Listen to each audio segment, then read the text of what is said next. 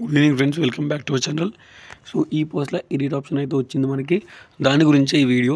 ఈ pass official website open చేసుకోర్రి. So already మీ సేవలలో అప్లై చేసినప్పుడు మీకు ఏదైనా మిస్టేక్ అయినప్పుడు కొంతమంది కోర్సులు, కొంతమంది ఇది అది నెంబర్ ఆఫ్ మిస్టేక్స్ అయినాయి. సో డేట్ అనేది ఎక్స్టెండ్ కాదు అనుకుని తొందరలో అప్లై చేసుకున్నారు. అండ్ సెకండ్ మిస్టేక్, మీ సేవ వాళ్ళు మిస్టేక్స్ చేసారు, మీరేమో చూసుకోలేదు. సో దానివల్ల మిస్టేక్స్ అయినాయి. అండ్ సెకండ్ థింగ్ వచ్చేసి డేట్ అయిపోతుందని తొందరలో కూడా ఫాస్ట్గా అప్లై చేసారు. ఆ నెట్ సెంటర్ల దగ్గర మీరు డీటెయిల్స్గా కరెక్ట్గా చూసుకోకపోవడం కూడా ఒక మిస్టేక్ అయింది. సో ఏదైనా చిన్న మిస్టేక్ చేసి ఉంటే ఎడిట్ చేసుకొని మళ్ళీ సబ్మిట్ చేసుకోర్రి. సో ఈ పాస్లోనే కింద ఉంటుంది. ఇది మీ ఫోన్లో కూడా ట్రై చేయండి, ఓకేనా. గూగుల్ క్రోమ్ ఉంది కదా, క్రోమ్ ఓపెన్ చేసి ఈ పాస్ ఓపెన్ చేస్తే వస్తుంది. ఇదే వెబ్సైట్ నార్మల్గా. సో ఎందుకని చూపిస్తున్నా, ఇక్కడ ఈ పాస్ అని సెర్చ్ చేస్తే ఫస్ట్ వెబ్సైట్ వస్తుంది. ఫస్ట్ వెబ్సైట్ క్లిక్ చేయాలి. E pass official website open అవుతుంది.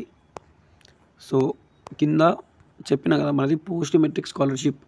ఇది after 10th class. Pre matric అంటే బిఫోర్ స్కూల్ వాళ్ళకన్నట్టు డిఫరెన్స్ అది. సో అది క్లిక్ చేస్తే పోస్ట్ మెట్రిక్ స్కాలర్షిప్ ఓపెన్ అవుతుంది. ఇదంతా తెలిసిందే మనకి. Post matric scholarship fresh application, renewal application March 31 last date. ఇక్కడ post matric application status check చేసుకోవచ్చు. పోస్ట్ మెట్రిక్ ప్రింట్ అప్లికేషన్, ఎవరైనా అప్లికేషన్ ప్రింట్ చేసుకోవాలి, మీరు ఆల్రెడీ అప్లై చేసుకున్న అప్లికేషన్ ప్రింట్ చేసుకోవాలంటే ఇక్కడ ప్రింట్ అప్లికేషన్ క్లిక్ చేస్తే మీ అక్నాలెడ్జ్మెంట్ అప్లికేషన్ ప్రింట్ అవుతుంది. ఇక్కడనేమో నో యువర్ అప్లికేషన్ స్టేటస్, మీ స్టేటస్ చెక్ చేసుకోవచ్చు. అంటే డిగ్రీ స్కాలర్షిప్ రిలీజ్ అయినాయా, డిగ్రీ రియంబర్స్మెంట్ కోర్స్ ఫీజు అనేది రిలీజ్ అయిందా అనేది చెక్ చేసుకోవచ్చు. నెక్స్ట్ వచ్చేసి ఇక్కడ చూసుకోండి, post matric scholarship edit, upload document, ఇదొకటి. రిన్యువల్ అప్లికేషన్ ఎడిట్, సో ఇదొకటి. సో ఇక్కడ ఎడిట్ ఆప్షన్ ఉంది. ఎడిట్ ఆప్షన్ అనేది క్లిక్ చేసుకోండి. నార్మల్గా పోస్ట్ మెట్రిక్ స్కాలర్షిప్ ఎడిట్ అంటే ఇక్కడ ఫ్రమ్ 2024 to 2020 to 2021 ఉంది. కానీ మరి 2024 to 2025 బ్యాచ్ ఇక్కడ లేదు కదా అని నాకు డౌట్ వచ్చింది. కానీ లోపల చూపిస్తుందంట, ఓకేనా. ఇక్కడ బయట మనకి 20 to 21 వరకే ఉంది ఎడిట్ ఆప్షన్ అనేది. కానీ 24 to 25 మీ బ్యాచ్ వాళ్ళు కూడా ఆల్రెడీ అప్లై చేసిన వాళ్ళకి ఎడిట్ ఆప్షన్ ఇచ్చారు. సో ఏదైనా అప్లికేషన్లో మిస్టేక్ ఉంటే ఇందులోనే 21 కాదు 24, 25 కూడా చూపిస్తుంది.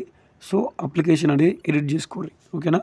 సో అది డాక్యుమెంట్స్ అప్లోడు, ఏమన్నా టైపింగ్ మిస్టేక్స్ ఏమన్నా తప్పు పెట్టుంటే ఎడిట్ ఆప్షన్ అనేది వచ్చింది. ఇక్కడ ఎడిట్ చేసుకోవాలి.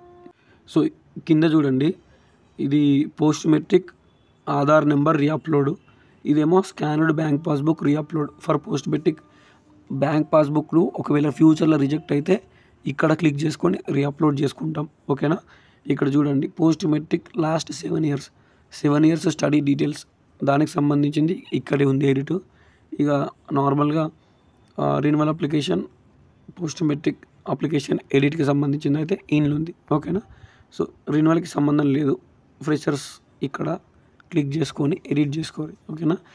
మిస్టేక్ చేస్తే ఇది క్లిక్ చేసుకొని లాగిన్ అయ్యి ఎడిట్ చేసుకోర్రి. ఒక్క నిమిషం.